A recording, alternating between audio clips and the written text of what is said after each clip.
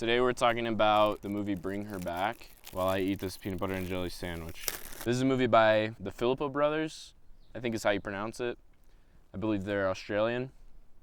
And they used to be YouTubers, but they started making movies. Their first movie is called Talk to Me, and it's an A24 horror movie. I watched Talk to Me a couple months ago. I really liked it. It was really good. Something that I took note of Talk to Me was that it felt really human for me. Like, I felt like the characters really were alive. They didn't feel like movie characters, they felt like actual people. And I think a lot of people hated the main character of that movie. I can't remember what her name was, but I thought she was pretty relatable, to be honest. She was like really annoying and like people didn't really like her. So I had high hopes for this movie. I remember I watched the teaser trailer, the first one that came out I think in like May. I was really freaked out. Like, I had never been affected by a teaser trailer that much. I don't even remember what happened because I never watched it again, because I was so scared. Felt like I was like ill after and like I needed to go take a shower. I was hyped for the movie, but I was also super nervous. And it's been a couple weeks since it's been out, but we watched it opening night. Here are my thoughts. I really liked it. Just like with Talk to Me, the characters were like the highlight, which is not typical for a horror movie. Most of the time horror movies, they have bad characters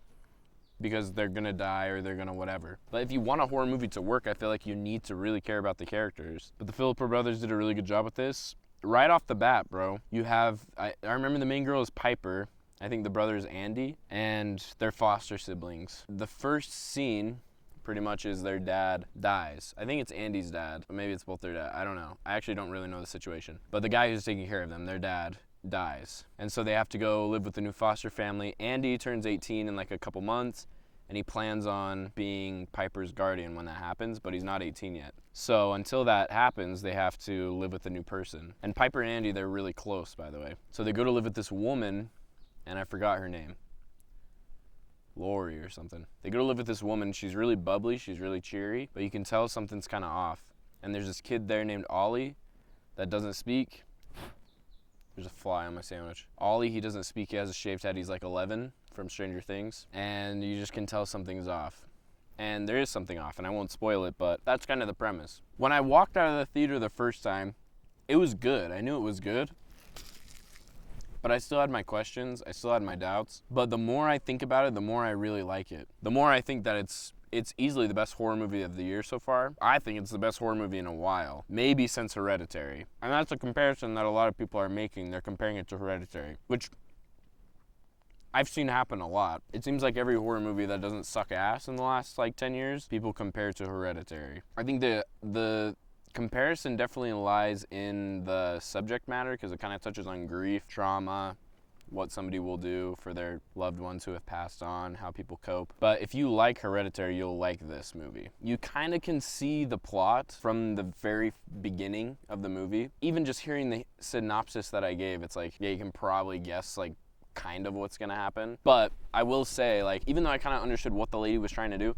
I didn't know how she was gonna do it. And the way that she tries to execute this thing is like different, that I haven't seen before. The ending, a little bit cheesy. I might go into spoiler territory real quick. If you haven't seen Bring Her Back, go watch it, come back later. The ending, when she has Piper in the pool, she's trying to drown her, and then she has like some sort of like Martha Superman moment where it's like Piper screams, "Mom," or something like that, and the lady gets like a flashback of her daughter when her daughter drowned.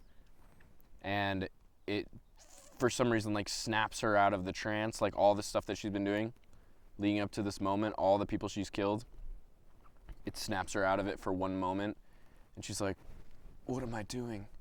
And then it gives Piper enough time to like run away and get away.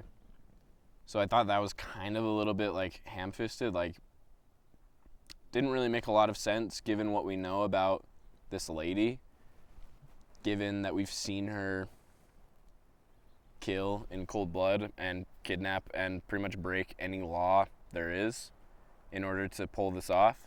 And now, just because Piper screams "Mom" and she gets a flashback, it's like all out the window for a split second. Which maybe, you know, maybe that's real life. Maybe that's what would have happened. Who's to say? But I was kind of like taken aback by that ending, like, interesting way to go about that. Dang, the wind's picking up now. I'm scared my tent is gonna fly away. And also my camera might blow off the lunch bag. I think I give Bring Her Back a 4 out of 5 stars. Thought it was great. Definitely worth watching in the theaters, especially it's still in theaters. So go watch it while you can. You won't be disappointed.